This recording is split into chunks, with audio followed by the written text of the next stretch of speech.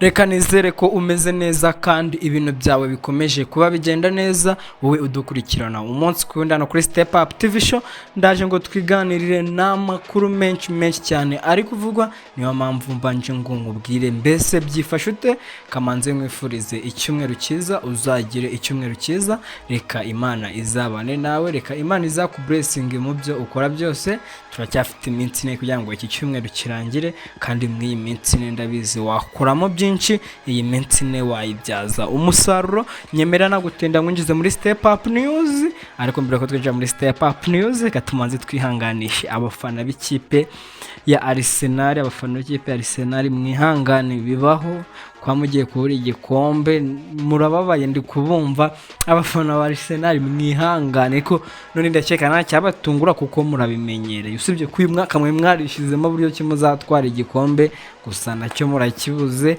N'abafana ba APR baratsinzwe, nyine n'ibintu bibabaje abantu muri football, gusa mushishikariza gukurikirana indege ya siporo kuko byose araza kuba abiva imuzi n'imuzingo, bamwita Mambo de Pilote.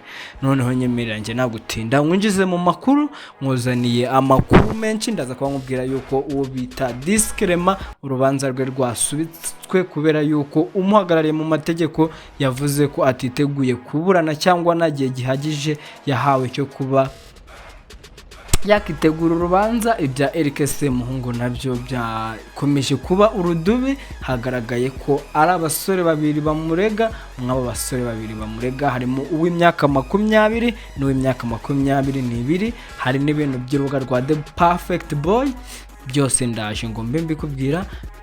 Ni inkuru iri kuvugwa ahantu hose, nanjye ndaza kuba mbikubwiraho gato. Bamwita Yowe Bogari n'uwo bita Roxa, nabo bari kuvugisha imbuga nkoranyambaga. Ubu aka kanya tuvugana bari live kwa buri kantu na buri nguni, muri ndabyemeye byose ndaza kuba mbiguha. Nanze guhita mbiguha ako kanya, nshaka kumanza nariba nimba iriya atari prank, kuko ejo bundi ubwo nari kureba Nyaksu ari gukora video ari kuvuga ati abastar hari ibintu tuba dukora nyine bya prank n'ibiki, ariko yenda avuga ati ubu biragoye ko umuntu yakizera ikintu cya nyacyo. Nanjye sindizera ko iriya atari prank, nkurikije uko ndi kugenda mbibona kari ashobora kuba ari agatwika. Iyi ni hit, ariko none ndaza tubiganireho. Ndaza kumubwira yuko uwo bita Bushari yavuze ko atazana abana be mu muziki kereka nibamara gukura bakaba bafata umwanzuro ukwiye. Nyiraho Davido we noneho nta no kuvuga ngo yabazana mara abana, yavuze ko atifuza ko abana be bazigira baza muri mu myidagaduro cyangwa muri entertainment, ahubwo bagakwiye kuba bajya gukora muri societe za hase. Bamwita Deji Aderek.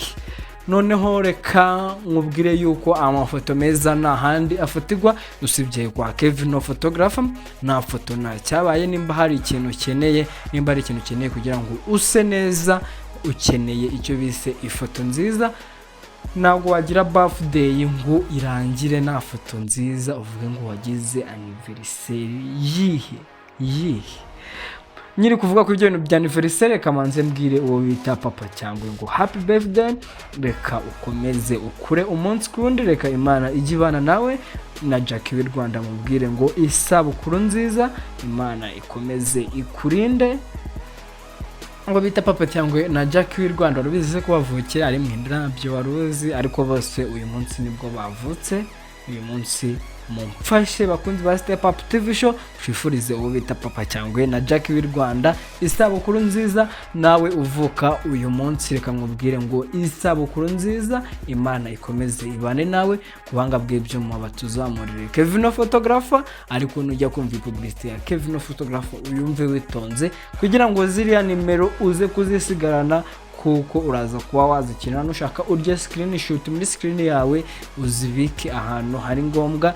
Gusa mu yandi makuru ndaza kumbwira mbere yuko ngenda ndaza kubwira ko uwo bita Scenario umunyamakuru wa SKFM, akaba n'umwe mu ba hosta, akaba yavuze cyangwa yanyomoje amakuru ku bantu bavuze ko arwaye. Byose ndaje mbikubwire, guma imbere ya screen yawe. Reka tumanze turebe uwo bita Kevin photographer.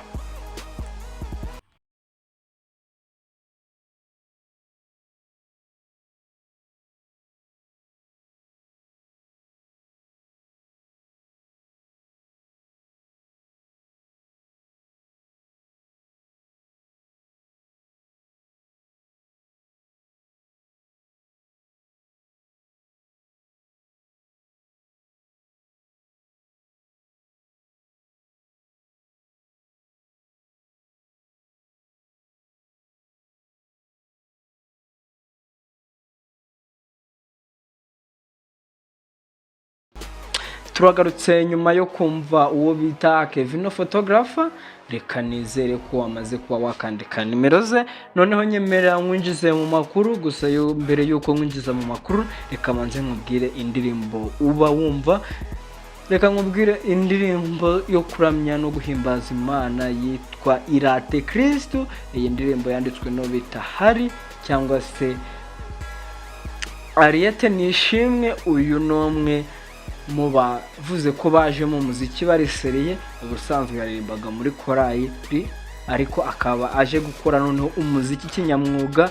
Uwo bita Ariete Nishimwe yaraherutse gusora n'undi indirimbo mu minsi ishize yitwa Izere. Ni indirimbo nziza, ni indirimbo yitwa Irate Kristo. Unyarukire ku rubuga rwa YouTube ube uyumva kuko na karirimbo keza cyane. Nyemera noneho mwinjize mu makuru y'uyu munsi. Bamwita Vex Prince. Uyu nguyu tumaze igihe kinini tumuvugaho, abantu bakurikirana Step Up TV show baramuzi, ariko n'abatamuzi reka nze mbabwire ko uyu ni umwe ufite ibitaramo byari biri kubera muri Côte d'Ivoire, aho yarari akora ibitaramo mu cyiswe Massa Africa. Gusa Vex Prince ageze mu Rwanda yavuze ko ibitaramo byari byeri yarabipanze, ahubwo bihurizwamo n'icyiswe Massa Africa. None uwo bita Vex Prince ibitaramo bye akaba avuga ko byagenze neza cyane, yeretswe urukundo n'abanyarwanda bari aho mu gihugu cya Côte d'Ivoire, ariko n'abandi bakunze umuziki we. Akomeza avuga ko byari ibintu byiza kandi ko nyine ari urugendo. Uwo bita Vex Prince mujye ku mbuga nkoranyambaga mu mushyigikire. Hari abahanzi benshi urumva umuntu ukura akagira aho ajya gukora igitaramo hanze mu Rwanda ataraboostinga ku buryo buri muntu wese tuba twari twakamumenya. Ni ikibazo gikomeye cyane, gusa abantu bagende bamukurikira bamwita Vex Prince. Scenario akaba yanyomoje ibyo kuvuga ko yaguye muri koma, avuga ko atameze neza, ariko ibyo kuvuga ko yarwaye akagira naho kugwa muri koma yavuze ko ari ukubesha. Uwo bita Scenario umunyamakuru wa SKFM akaba n'umwe mu bakurura abakiriya cyangwa mu baresha abakiriya mu tubari tugiye dutandukanye byitwa guhostinga. Akaba yavuze ko abavuga ko arwaye arembye ageze naho kugwa muri koma ari ukubesha, ahubwo uwo bita Scenario ararwaye gusa, ariko ntabwo arwaye byo kuremba byo kugera naho yaba yagwa muri koma. Nubwo yabinyomoje ariko numva ko ni inkuru nziza n'ubundi. Reka tumwifurize kuba yarwara ubukira. Tukiri mu by'uburwayi, uwo bita Yago Pondat nawe ibye ntibyoroshye nyuma yuko akoze impanuka. Ibye ntabwo bikomeje kuba byagenda neza. Uburwayi bwe bigaragara ko asa nkaho yakomeretse cyane. Nabonye video yari gusirikira ku mbuga nkoranyambaga ari ahantu mu bitaro arimo serumu. Ndavuga ati umuhungu ashobora kuba yarembye. Uwo bita Yago Pondat abantu bamwegeye bamukomeze nawe, cyangwa naza kudukurikirana no kuri Step Up TV show. Reka tumubwire ngo komera, bibaho ariko nabyo uzabirenga. Ndakeka atari ibya mbere urenze. Bamwita Big Energy cyangwa se Yago Pondat yakoze impanuka ku munsi ejo hashize ubwo yarari mu modoka. Gusa icyabaye nuko we impanuka yayirokotse. Urumva ko nyine nubwo atari byiza, ariko kuba yararokotse byo ni ibintu byiza. Tukiri mu nkuru ziri kugenda zivugwa hirya no hino, mubwire yuko uwo bita Benny na Chance tariki 18 Mata 2026 bari bafite igitaramo aho bise mu Budage. Na akavideo nabonye kari gusirikira keza cyane cyaze Benny na Chance, nabo umunsi kundi bari kugenda bereka ikintu bafite kuba bakora nyuma yo gukorera igitaramo muri BK Arena. Bakoze igitaramo mu Budage, ni igitaramo cyagenze neza cyane. Abantu bakunda indirimbo zo kuramya no guhimbaza Imana batuye indirimbo za Benny na Chance kuko ni indirimbo aba ari nziza cyane. Nyemerera tunyarukire mu butabera. Bamwita Eric Semuhungu, bikaba byavuze yatawe muri yombi, ariko nguzaniye icyo bita update. Biravugwa ko uwo bita Eric Semuhungu aregwa n'abasore babiri. Mwabo basore babiri harimo ufite imyaka 20 n'ufite imyaka 22. Mwibutsa yuko uyu Eric Semuhungu aregwaho ibyaha bitatu, harimo gukoresha undi imibonano ku gahato, ibirimo gusakaza video z'imikoreshereze y'ibitsina hifashishijwe mudasobwa cyangwa izindi mbuga nkoranyambaga cyangwa aho basakariza amashusho yandi.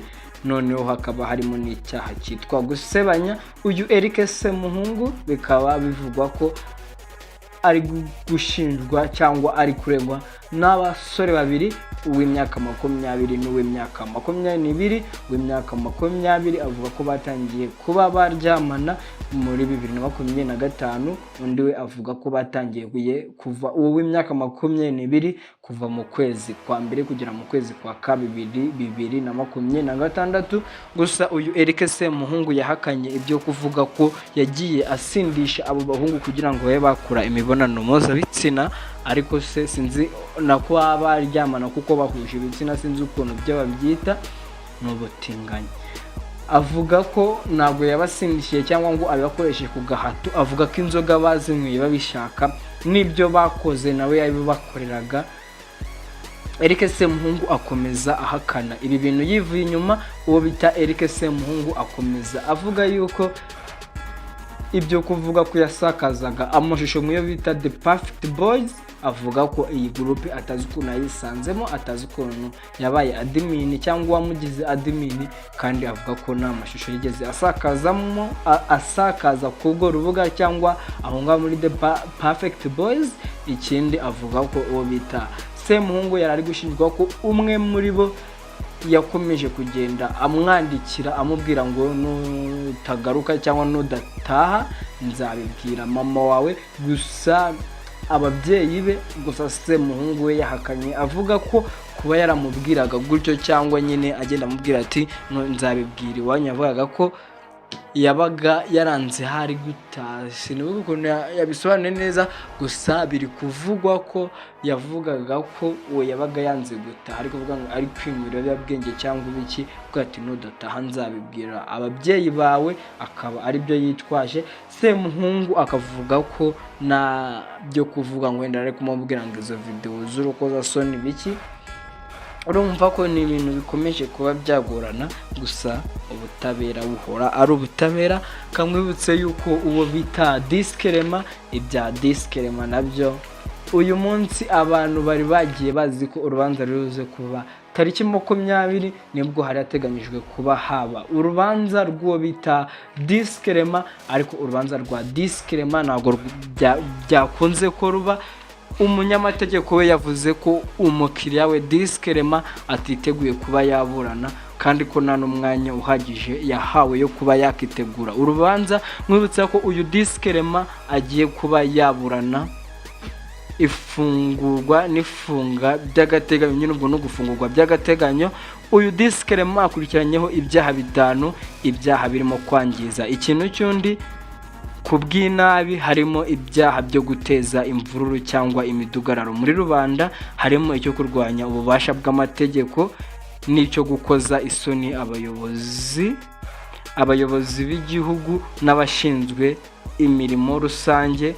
Noneho ikindi cyaha ni nicyo gukubita cyangwa kugirira urugomo abayobozi bo mu nzego z'ibanze. Ibyo nibyo byaha uwo bita Disclaimer ashinjwa. Mubwira ko urubanza rwe rwimuriye tariki 27 z'ukwa 4 2026, ubwo ni kuwa mbere utaha nibwo uwo bita Disclaimer azaba aza mu rubanza. Reka dutegereze turebe ngo bizagenda ute.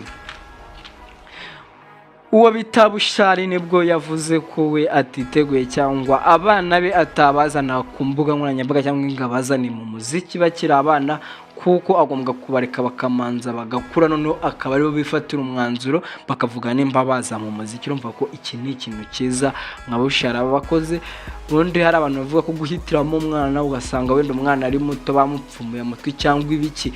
Abahanga bavuga ko biriya bintu bukoreye umwana bitazahinduka mu buzima bwe bwose, kandi atari babigizemo uruhare. Hari igihe akuze ugasanga ibyo bintu ntabwo abikunda, ariko warabimukoreye ugasanga umwana uramubangamiye. Bavuga ko umwana yagakwiye kuba atangira gukorerwa bya bikorwa bisa nkaho bizagira ingaruka mu buzima bwe bwose, ari uko yatangiye kuba yagira ubwenge bwo guhitamo. Bavuga ko umwana iyo aregwa yagakwiye kuba ahabwa bya bintu nyine bimufasha kuzakora amahitamo kurusha uko wamukorera amahitamo. Rero uwitwa Bushari we yarangije kuba yafata umwanzuro. Tukiri kuvuga kuri Bushari, reka manze nkubwire yuko n'uwo bita Davido noneho we nane byo kuvuga ngo iki, yavuze ko adashaka ko abana be baza mu by'imyidagaduro. Ubwo ari mu kiganiro, ndakeka abantu benshi murakizi cyangwa murajya mugikurikira, bakita The Breakfast Club, yavuze ko adashaka ko abana be baza mu bintu by'imyidagaduro. Avuga ko inzira yanyuzemo n'uburyo byamugoye atakifuza ko abana be baba babinyuramo. Avuga ko ikiza ari uko bajya gukora muri sosiyete zase, bamwita DJ Drake. Uwo bita Davido yavuze ko kabisa adashaka ko yabona abana be kuba baza mu myidagaduro. Noneho nyemerera nkujyane mu gihugu cya Tanzania. Mu gihugu cya Tanzania nta yindi nkuru iri kuvugwa usibye yuko uwo bita bamwita Leticia Ran akaba yamaze kuba ariwe uzahagararira Tanzania muri Miss Award izabera muri Vietnam. Uwo bita Leticia, uyu niwe uzabahagarariye Tanzania muri Vietnam. Reka tumwifurize amahirwe masa, turebe uko bizaba bigenda. Miss Award izabera muri Vietnam itegerejwe n'abantu benshi cyane. Ntabwo nzi nimba izaba ari nini mu rwego abantu bayitegerejeho, gusa icyo nzi nuko izaba imeze neza. Nyemera nkugeze aho bita muri Amerika, uwo bita Drake na Kendrick Lamar ibyabo nibyoroshe habe na gato. Uwo bita Drake yavuze ko yongeye kuba yarega iyi sosiyete yitwa Universal Music Group. Iyi sosiyete ni yafashije uwo bita Kendrick Lamar kuba yasohora indirimbo yise Not Like Us. Iyi ndirimbo yavugishije abantu benshi, gusa yabaye hit mu buryo utabyumva. Tariki ya mbere rero 2026 n'undi muri Mutarama nibwo uwo bita Drake yareze iyi ndirimbo, avuga ko iyi ndirimbo yarenze kuba yaba nyine byende byo gukabya by'abahanzi, igera aho kuba noneho yakibasira cyangwa yasebanya. Akomeza avuga ko iyi ndirimbo igenda igaragaza Drake nk'umuntu waba wahohotera abana bataruzuza imyaka. Drake abanyamategeko be n'ubundi bakomeje bavuga ko iyi ndirimbo n'uburyo yamamajwemo nabyo bigaragaza ko yari indirimbo igamije gusebanya, kuko iyi ndirimbo byo n'ubundi ukuntu yabaye virusi ntabwo wabyumva. Bakomeza bavuga ko iyi ndirimbo idafite karakteri nk'iza rap. Urumva yuko ni ibintu bizaba bikaze. Reka turebe ngo bizaba bigenda gute ibya Drake na Kendrick Lamar. Indirimbo yiswe Not Like Us yavugishije abantu, gusa abantu benshi barayikundiye, sinzi impamvu. N'abantu gusa banavuga ko nyine irandirembo uwo bita Drake avuga ko abantu batazi iby'umuziki bashobora kubyumva bakagira ngo ni ibyanyabyo. Niyo mpamvu Drake akomeza avuga ko iyi ndirimbo yagakwiye kuba idacurangwa, iyi ari indirimbo yagakwiye kuba itavugwa ahantu hose. Nyemera manze nkubwire ko bita Yowe Bogard na Roxa ubwo bari mu kiganiro kwa Derioxana, nibwo iyi case ubundi yabaye yatangira. Uwo bita Derioxana yabajije Yowe Bogard mbese urukundo rwabo rufite izihe ntego n'ibiki. Uwo bita Roxa yavuze ko yumva abana ariko uwo bita Yowe Bogard yavuze ko atabana n'uwo bita Roxa. Nyuma yaho nibwo byahise biteza imvururu. Uwo bita Roxa ahita akatira uwo bita Yowe Bogard aho ngaho kwa Derioxana, abantu bagira ngo byarangiye. Noneho nyuma yaho uwo bita Derioxana akomeza abwira Yowe Bogard, n'ubundi Yowe Bogard yanga kuba yakisubiraho. Nibyo byaje kurangira uwo bita Roxa afashe umwanzuro wo kuba yatandukana n'uwo bita Yowe Bogard. Gusa abantu benshi bakomeje kuvuga ko byaba pranka. Noneho nyuma yaho nibwo uwo bita Roxa yagiye ku mbuga nkoranyambaga ze aba yapostinga ko uwo bita Yowe Bogard ibyo batarimo ari urukundo ahubwo ari pranka. Ubwo noneho nibwo byavugishije abantu benshi cyane bakomeza bibaza ibya Yowe Bogard na Roxa mbese byifashe ute. Ubwo ngubwo noneho uwo bita Yowe Bogard nibwo yatangiye kujya akora ibiganiro za The Choice hose yiriza anakarira. mumbabarire sorry, agenda avuga ko uwo bita Roxa nyine ari kumwishonguraho n'ibiki, ariko uwo bita Roxa nawe yakomeje avuga ati sinshobora, nyine akomeza akatira uwo bita Yowe Bogar, bikavugwa ko Yowe Bogar yakundaga Roxa bitari prank, ariko Roxa we akomeza avuga ko ari prank, ko mu kiganiro abanyakuranye na The Choice mu kanya yavuze yuko uwo bita Yowe Bogar ngazi ko actinga ngo naba yivugishwa ngo yaramukundaga ibiki, ariko nyine batigeze bakundana. Ubwo sinzi byari byo, sinzi nimba n'abantu bashwanye bakomeza babivuga kuri ahantu hose, njyewe sindahango njajinge cyangwa mvuga iki, amakuru aragenda azangiye kuba nkurikirana ikiganiro bari gukora cyitwa Ndabyemeye kwa buri kantu na buri nguni, ndaza noneho kwa ngukurirayo amakuru yuzuye, ndaza kubamuha nuko ukomeze udukurikire kandi ukomeze ube wadukurikira ku mbuga nkoranyambaga, aho ugeze hose wandikamo Step Up TV Show ukaba wahita utubona mu buryo bworoshye. Nyemerera dusoreze kw'iyi nkuru. Bamwita Fally Ipupa na Wizkid basohoye indirimbo yiswe Jam, nawe ugende uyirebe. Iyi ni indirimbo nziza kandi kabisa iratangaje. Iyi ndirimbo ifite amateka kuko uwo bita Wizkid abinyujije ku rubuga rwa Twitter muri 2010 witwaga Twitter, ariko ubu rwitwa X, nibwo yavuze ko ari umufana ukomeye w'uwo bita Fally Ipupa. None byaje kuba birangira bakoranye indirimbo yiswe Jam. Reka munyarukire ku rubuga rucuruza imiziki za Spotify Audiomack, yabaye yageraho mwe muyikurikirana umunsi kundi. Reka ngushimire wowe ubana natwe, gusa ni ngushimira nawe ujye ushima Imana, kuko hari inkuru mu kanya nabonye ko abanyarwanda barenga 39,000 bapfuye, ariko wowe nuri muri abo bapfuye 2025. Niyo mpamvu mba nkubwira ngo ujye ushima Imana ibana nawe umunsi kundi. Abapfa nta kintu barusha, abagenda batambuka nta kintu barusha, niyo mpamvu bagakwiye kuba ushima Imana. Nyemerera dusoze ikiganiro cyacu cy'uyu munsi, mushimire wowe ubana natwe umunsi kundi. Gusa umuterankunga n'ubundi n'umwe bamwita Kevino Photographer, niwe ubana natwe umunsi kundi, niwe utuma dutera imbere. Nawe ukunda cyangwa ufite event nini cyangwa uwe ukunda amafoto meza, na wundi ubigufashamo usibye uwo bita Kevino Photographer. Reka nkubwire ngo umugoroba mwiza, reka Imana ikomeze ikundindire, kandi mwifuriza umugoroba mwiza, Imana ikomeze ibe yakundindira. Bye bye.